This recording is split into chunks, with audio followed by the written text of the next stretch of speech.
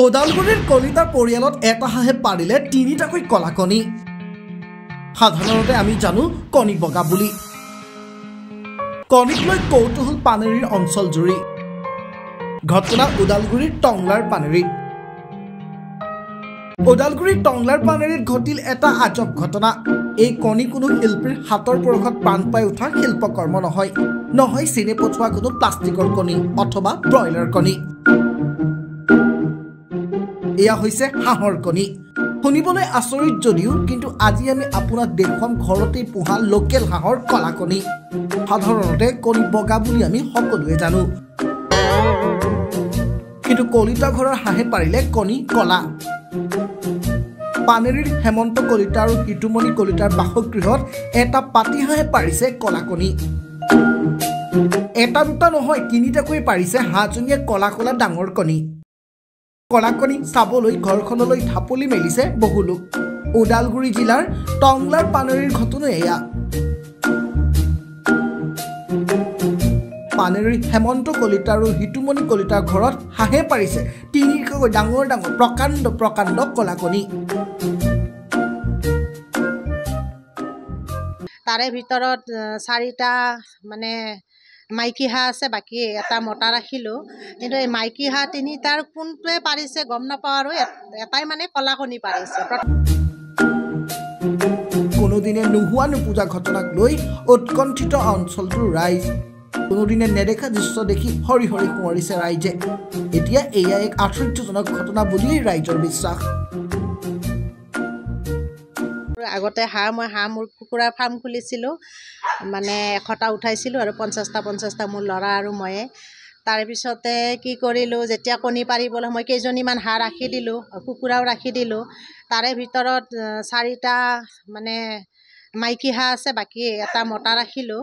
কিন্তু এই মাইকী হাঁহ 3টাৰ কোনটোৱে পাৰিছে গম নাপাওঁ, আৰু এটাই মানে কলা কণী পাৰিছে। প্ৰথম দিনা যেতিয়া মই পালোঁ, মই আচৰিত হ'লোঁ যে কোনোবাই তন্ত্ৰ মন্ত্ৰ কৰি কিবা কৰি থৈ গ'লে নেকি, নে কিবা বেলেগৰে মানে সাপৰে কণী হ'ল। তাৰপিছত বহুত চাৰ্চ কৰিলোঁ, কৰি পেলাই মানে নাই। পিছদিনাখন যেতিয়া আকৌ এটা পালোঁ, তেতিয়া মানে ভাবিছোঁ আৰু যে নাই, এইটো হাঁহে নিশ্চয় পাৰিছে। কিন্তু আচৰিত, তাৰে পিছত আকৌ মই অপেক্ষা কৰিলোঁ, দুদিন নে এদিন গেপছ দিলে। তাৰপিছত আকৌ এটা পাৰিলে, আৰু 3টাই পাৰিছে।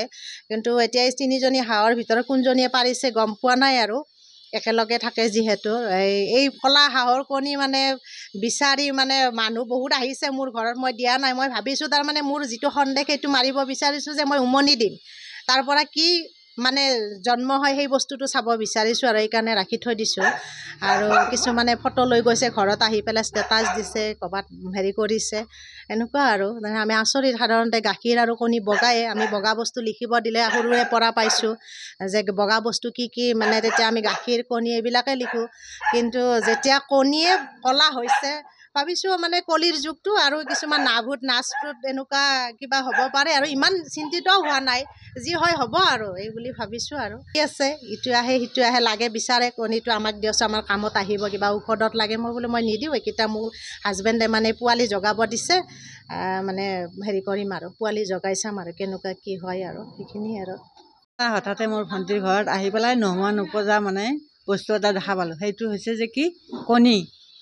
সচৰাচৰ হাঁহে কণী পাৰে বগা, কিন্তু আহি দেখিলোঁ যে কণীটো কলা। এতিয়া জীৱনত যেন সেইটোকা ঘটনা দেখাই নাই।